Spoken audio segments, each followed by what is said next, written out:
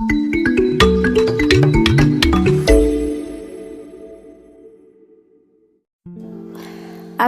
আলাইকুম বন্ধুরা, দেশে বিদেশে যে যেখানেই বসে আমার এই ব্লগটি দেখছেন, আশা করছি সকলে ভালো আছেন, সুস্থ আছেন।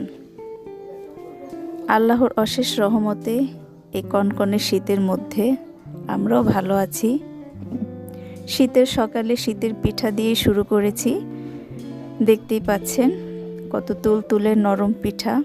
আর এই পিঠা খেয়েই এখন যেতে হবে আমাদের, একটু বের হতে হবে আমার মাকে নিয়ে, ডক্টরের কাছে যাব। আর সেজন্যই শীতের পিঠা দিয়ে আপনাদের দেখাটা শুরু করলাম। দেখে অবশ্যই খেতে ইচ্ছে করছে সবার, আমন্ত্রিত সবাই। যাই হোক, তো এখন আমরা বের হয়ে চলে যাব। যাওয়ার আগে মেয়েকে খেতে দিয়ে গেলাম, কারণ আমি যদি বাসা থেকে চলে যাই বাচ্চারা খেতেও চায় না, আর ওদের ভালো লাগে না। যতক্ষণ আমি ঘরে থাকবো ওদের মনে হয় যে ওদের সব কিছুই ঘরে আছে। আমার কোথাও যাওয়ার কথা শুনলেই ওদের খারাপ লাগে। তো ওদের খেতে দিয়ে আমি চলে এসেছি আমার মাকে নিয়ে ডাক্তারের কাছে। বের হয়েছি সেই সকাল 6:30টার দিকে। ঢাকা যেতে হয় ডাক্তার দেখানোর জন্য, সেই ক্যান্সার হাসপাতাল। তো আপনারা সবাই দোয়া করবেন, আমার মার শারীরিক অবস্থা আগে থেকে একটু ভালো। ক্যান্সারের চিকিৎসাটা এখন আর করতে হয় না, তবে মাঝে মধ্যে গিয়ে ট্রিটমেন্টটা চালিয়ে যেতে হয়। কারণ পরীক্ষা নিরীক্ষা এটা ওনারাই বলে দিয়েছে 6 মাস পর পর এসে পরীক্ষা করানোর জন্য যে জীবাণু আছে কি নাই। তো এখন মনে হয় আর নাই। তো এভাবে আমি এক ফ্লোর থেকে আরেক ফ্লোর পরীক্ষা করানোর জন্য দৌড়াদৌড়ি করেছি গিয়ে। তো মাকে নিয়ে আবার যেতে হবে সামনের রবিবারে রিপোর্টগুলো আনানোর জন্য, কারণ রিপোর্টটা এনে আবার ডাক্তার দেখাতে হবে। রবিবারে ডাক্তারের ডেট দিয়ে দিয়েছে, তো অবশ্যই আমি রবিবারে মাকে নিয়ে আবার যাব। তো বাচ্চারা সারাদিনই একাকিত্ব সময় কাটিয়েছে। আমি বিকেলে এসেছি, 4টা বেজে গেছে। এসে 4টার দিকে আবার বাচ্চাদের নিয়ে বের হয়েছি। বাড়ির পাশেই মেলা বসেছে, তো ওখানে ওরা যাবে। আমি বাচ্চাদের নিয়ে মেলায় চলে গেলাম। কিন্তু ওদের মেলাতে ঘুরে মনে হলো ওদের খাবারের কোনো রুচি ছিল না, কোনো জিনিসই খাওয়া দাওয়ার করার প্রতি রুচি ছিল না। কারণ হচ্ছে মেলায় তেমন একটা ভালো কিছু ওঠে নাই, কিছু কসমেটিক উঠেছে দেখতে পাচ্ছেন। আমি আবার আপনাদের জন্যই ক্যামেরা বন্দি করেছি।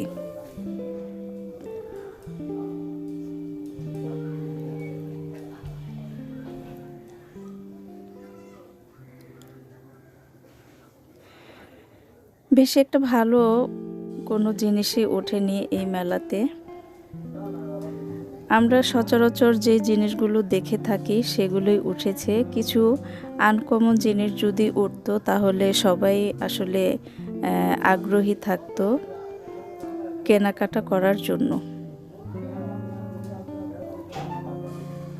তবে আমার এই স্টলে এসে খুবই ভালো লেগেছে। কিছু পুতুল ছিল, অল্প দামের মধ্যেই ভালো কিছু পুতুল ছিল। আবার কিছু লতা ছিল, মানে ঘর সাজানোর জন্য টুকিটাকি এই স্টলে ভালো কিছু জিনিস ছিল। আমারও খুব পছন্দ হয়েছিল, কিন্তু যা পছন্দ হয়েছে প্রায় জিনিসে আমার ঘরে আছে, সেজন্য আমিও আর এটা ক্রয় করিনি। এই নীল ফুলটা আমার কাছে খুবই ভালো লেগেছিল, এই পাতাটাও আমার কাছে ভালো লেগেছিল।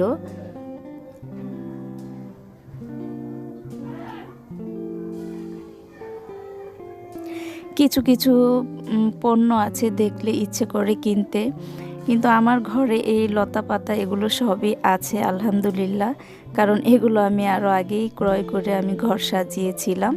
তো এখন দেখা যায় যে ঘরের জিনিসগুলো থাকতে থাকতে কিন্তু ধুলোবালিতে নষ্ট হয়ে যায়, আর সেজন্য এখন আর তেমন কিছু কেনাকাটা করাও হয় না ঘরের জন্য।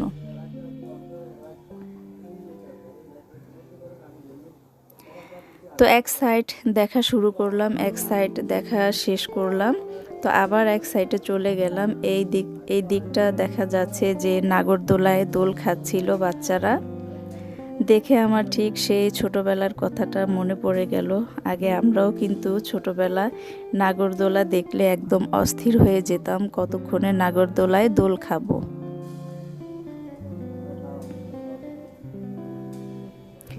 এই নাগরদোলায় উঠে নাই এমন মানুষ খুব কমই আছে আমার মনে হচ্ছে, কারণ আমরাও প্রায় সময় দেখা গেছে যে যদি কোথাও মেলা বসতো তাহলে অবশ্যই আর কিছু হতো আর না হতো, নাগরদোলায় তো অবশ্যই ওঠা হতো। এই মাটির জিনিসগুলো এগুলো দেখতে খুবই সুন্দর লাগছিল, তবে এগুলো খুবই কমন একটা জিনিস ছিল যা নাকি সচরাচর আমরা অ্যাভেলেবেল দেখতে পাই সব জায়গাতেই। তবে খুবই ইচ্ছে ছিল আগুনের পান খাওয়ার, কিন্তু আগুনের পান খেতে গিয়ে মানে এমন একটা বিষয় দেখলাম যে খাওয়ার রুচিটাই অবশ্য চলে গেছে, কিন্তু দেখতে খুবই সুন্দর লাগছিল, পানগুলো খুবই ভালো লাগছিল, কিন্তু খাবো যে ওই রুচিটা আসলে ওখানে যাওয়ার পর উঠে গেছে, সেজন্য আর খাওয়াটাও হয়নি।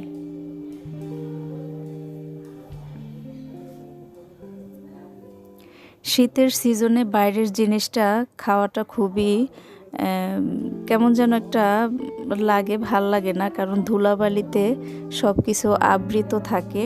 যদি ঢেকে না রাখে তাহলে কিন্তু ওই জিনিসের উপরে রুচিটা খুব কমই থাকে। তো আর কিছু খেয়েছি আর নাই খেয়েছি, ঝালমুড়িটা খেয়েছি, তবে তেমন একটা টেস্ট পাইনি ঝালমুড়িটা তেমন একটা ভালো লাগেনি।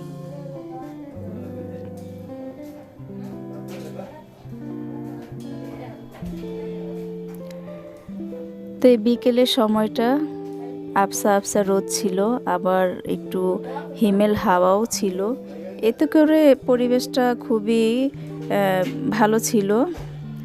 তো সাইডে আবার কনসার্টের ব্যবস্থা ছিল, বক্তৃতা দিচ্ছিল মাননীয় অতিথিরা, এদের পরেই হয়তোবা গান বাজনা শুরু হবে। তবে শীতের ভেতরে ততক্ষণ আমরা দেরি করিনি, এই স্টল সেই স্টল ঘোরাঘুরি করে দেখতেই ছিলাম শুধু।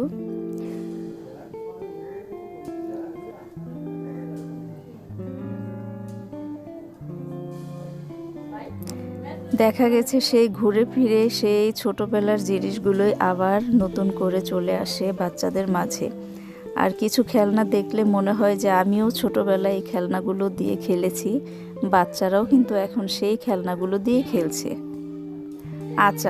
আচারের কথা শুনলেই কিন্তু জিভে পানি চলে আসে, কিন্তু আমার কালকে দেখা গেছে যে এই মেলাতে গিয়ে আচার খাওয়ার কোনো ইচ্ছেই ছিল না। আচারটা বেশি ভালো লাগে গরমের সিজনে, কারণ দুপুরে মাঠ ফাটা রোদ ফাটা মানে কি বলবো, গলা শুকানো একটা সময়ের মধ্যে একটু ঠান্ডা পানি আর দুপুরবেলা একটু টক জাতীয় কোনো কিছু খেলে শরীরটা কিন্তু ভালো লাগে।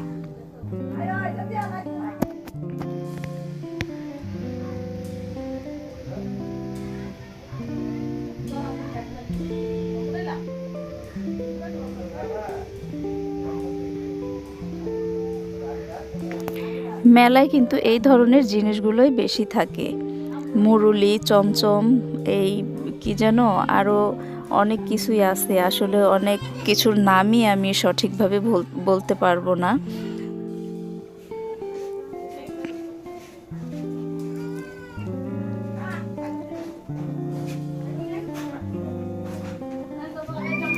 এই খাবারগুলো অবশ্য আমরা কিন্তু খুবই কম খেয়ে থাকি, ভাজা পোড়া খাবারগুলো, এগুলো আমার বাচ্চারাও কিন্তু অনেক কিছু চেনে না, জানে না।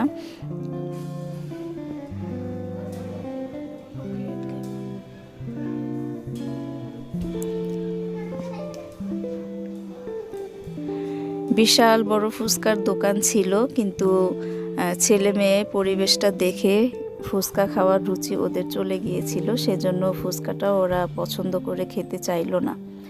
তো বন্ধুরা, আমার আজকের ব্লগটি যদি ভালো লেগে থাকে তাহলে অবশ্যই লাইক, কমেন্টস, শেয়ার, সাবস্ক্রাইব করে দিবেন।